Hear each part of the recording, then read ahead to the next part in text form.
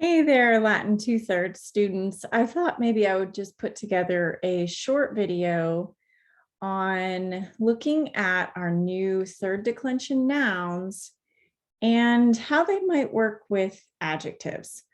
So in order to kind of explain this, which is something that you'll be introduced to or you'll probably notice while you're reading in section 2 that there's something weird about the way that the adjectives and these third declension nouns are going to work together. So it feels different. There's something that's going to feel different.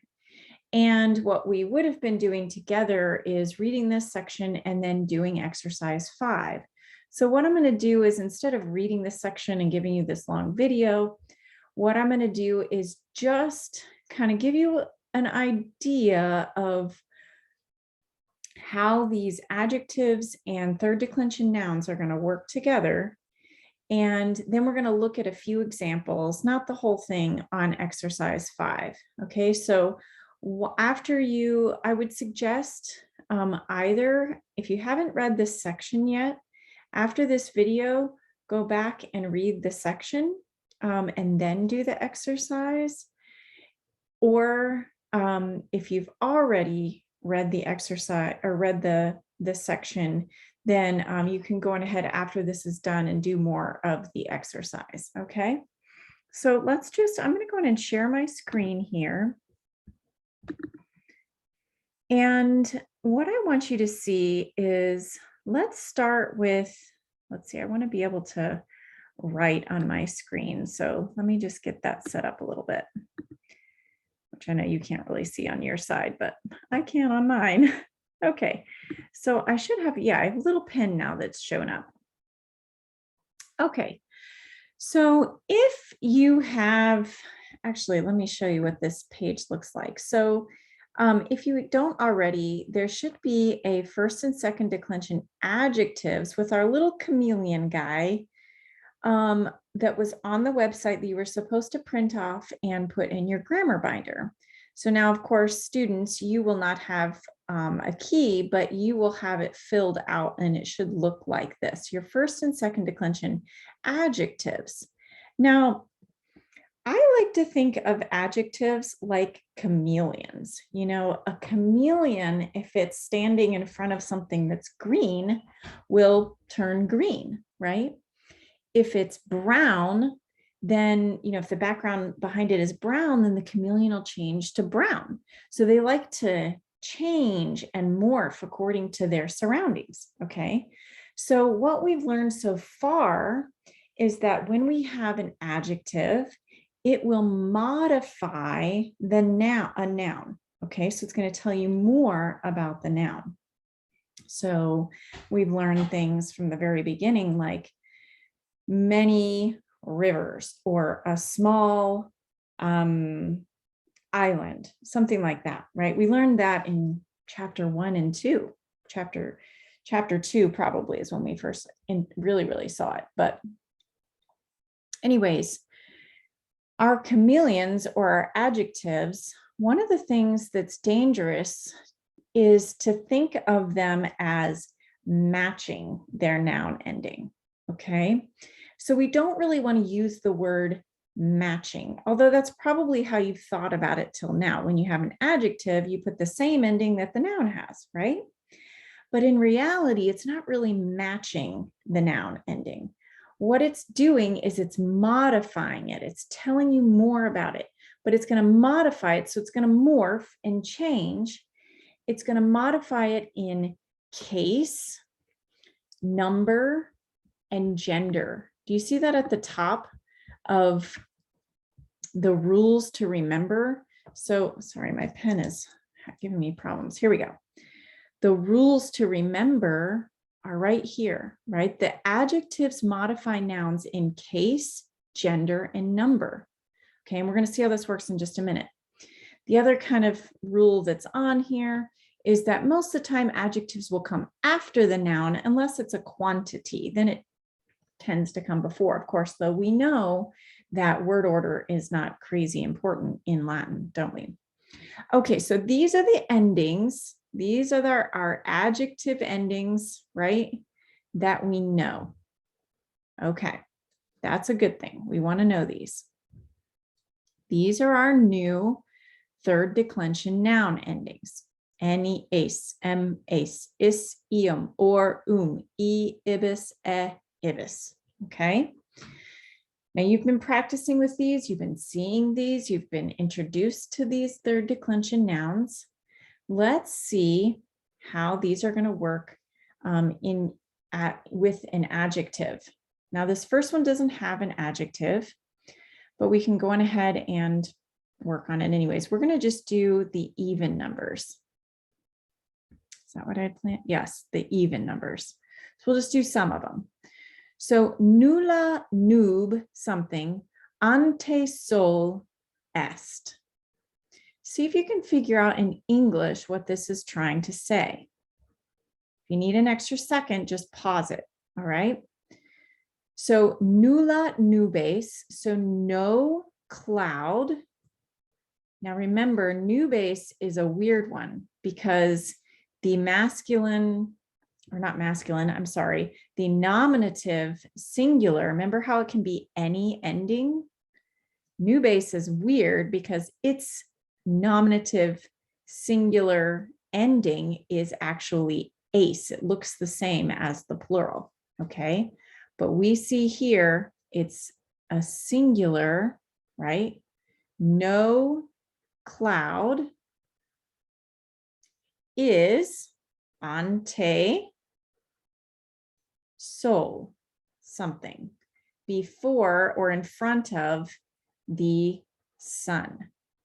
So this is not one of our in, cum, which are the ones you've learned so far, ob, ex, sine, right? And then we had a few more, sub, de, pri, pro. Remember these 9, they take what case? Ablative. This is not one of those. So our rule is if it's not one of these, it always, always, always will take an accusative. Okay, so what's our accusative ending for this word soul? Any, ace, m. So we're going to put m here. All right, let's move down to number 4 because we're just going to do the even numbers. In campo col par cum magn. It's kind of hard to say it without the ending. Abor est. So try to figure out what it's trying to say in English first. You need another second, go ahead and pause it. So we have to find our subject, right? A small hill, verb, is in campo, prepositional phrase, in the field, cum, another prepositional phrase, with a big tree. Now, if you remember when you learned about adjectives right away, you always, always, always want to look at the noun first to figure out which adjective ending you're going to put on. Okay, this is why we taught you this. Okay, this is especially why, because we are seeing that we have 2 new third declension nouns. Col, so the word for hill, and the word for tree are both third declension nouns. So what the first thing we have to do is when we look at this is say, is it a first or second declension noun, or is it a third declension? We see it's a third declension. Now we have to ask ourselves, is the word for hill, is it feminine? Does it follow our Avon rule? Remember, does it start with one of these letters? Or is it masculine? So it starts with a C. So it's not feminine, so it must be masculine. Now they've helped us because we see that colis is on the masculine list. So we know that colis is masculine, okay? And is it more than one? Well, let's look at our verb. Verb says it's singular, so we need a masculine singular, and we already said it's the subject, okay? So we're going to just put it in the nominative masculine singular. Okay, colis. All right, now here's your tricky part. We're looking at the adjective, right? Next. So we've looked at our noun, and our noun is nominative, masculine, and singular. So now we move up to our adjective chart and we say, what is the ending for nominative, masculine, singular? And we get us. Oh my dear, look at that. You just put an adjective in. Okay, so this adjective looks different. They don't match, do they? Colis and parvus do not match. And that's why we don't like the word match when we're talking about adjectives. We want to use the word modify, and they modify in case, nominative, they're both nominative, number, they're both singular, and gender, they're both masculine. Okay. All right. So now we're looking at our next noun. We already said it's in a prepositional phrase. The cum here tells us. So we need arbor. What is, we're not saying there's more than one tree. We're going to use the ablative singular down here. Arbor. Okay. Now, arbor. Remember, now the next step that we need to figure out, we've already said that we're using the ablative, right? Now you have to tell me, is it masculine or is it feminine, right? So if we look at our Avon rule, does arbor start with any of those letters? It does. And now our key also tells us that it is a feminine. So here it is, it's feminine, and it's only one, singular.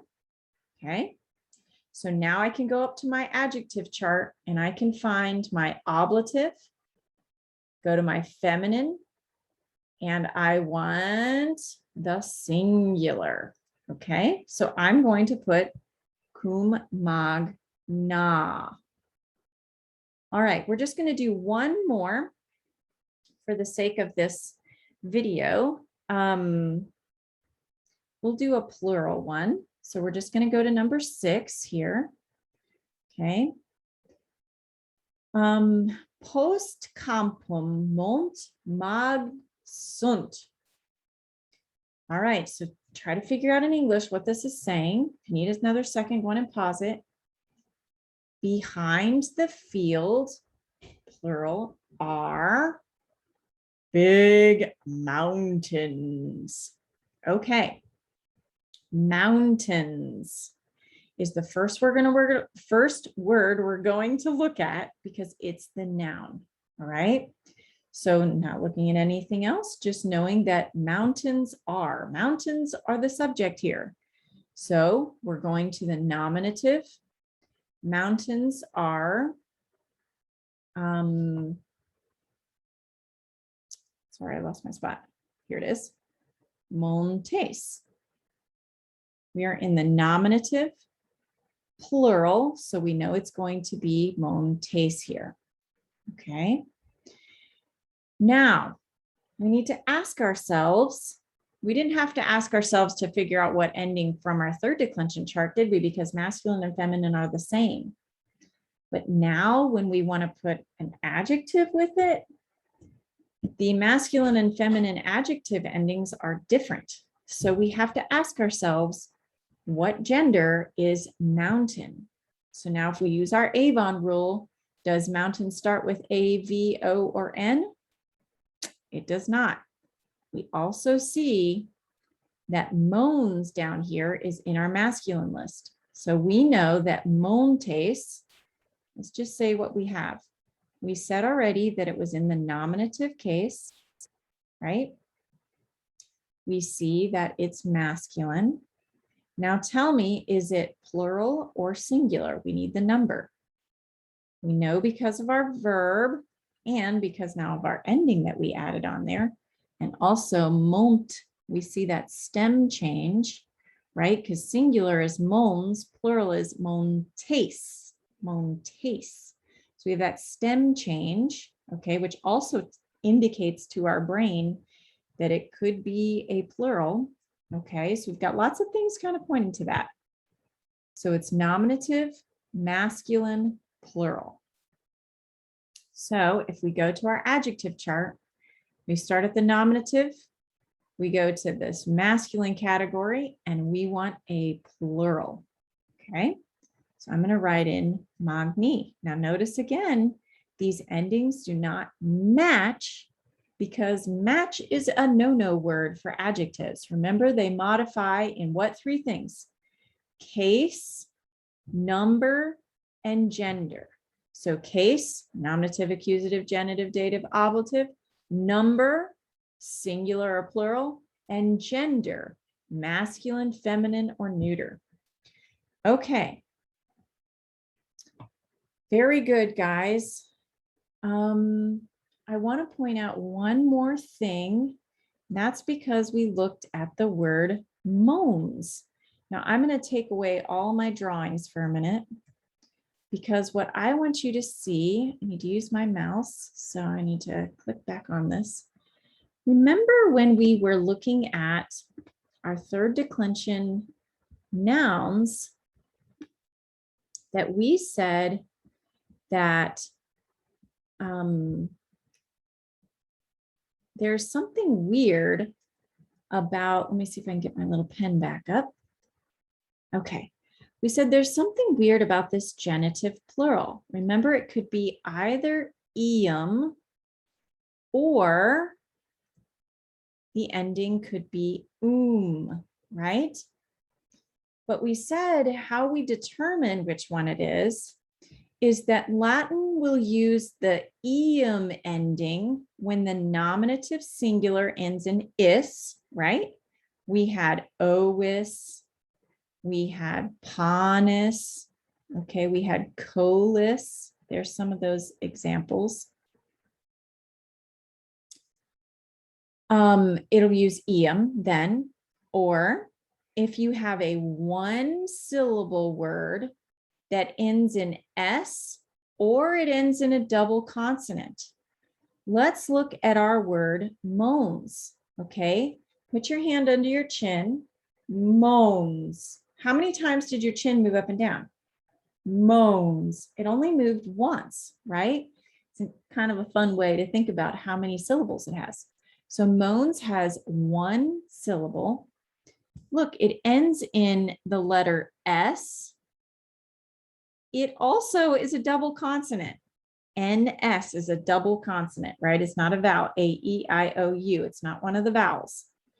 So this is doubly telling us that we need to use our ium ending. So if we were going to chant our chart, okay, with the word moans, we would start here and we would have moans, and then we would have our stem change, montes, okay? We keep our stem change from this point forward. So moans is the only time in this nominative singular, it's the only time you'll see it without a T, okay? So if we were gonna write this full thing out, we would write moans, mon, and I'm going to put a big old T there because we got to remember that. Montes. And then what would it be? Montem.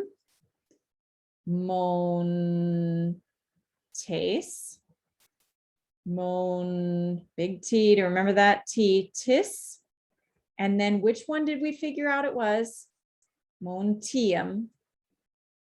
Monti. Mon. Tibus. Sorry, it's a little hard to write with this thing. Eraser. Let me erase this part so I can finish writing this in. And then what's our ablative? Monte. Mon, capital T. All right, hopefully you can read my writing. Montibus. Okay, so I just want you to see how these nouns work. So if at any time you see that your plural that we give you in your vocabulary has a stem change, so that means that this part has changed, and I'll try to point these out to you. You want to keep that stem change from that point forward for the entire thing. The entire chart keeps the stem change, all but this nominative singular. All right, guys, that is all that I have for you for today. Go on ahead and just keep following the syllabus and enjoy your day off. Bye.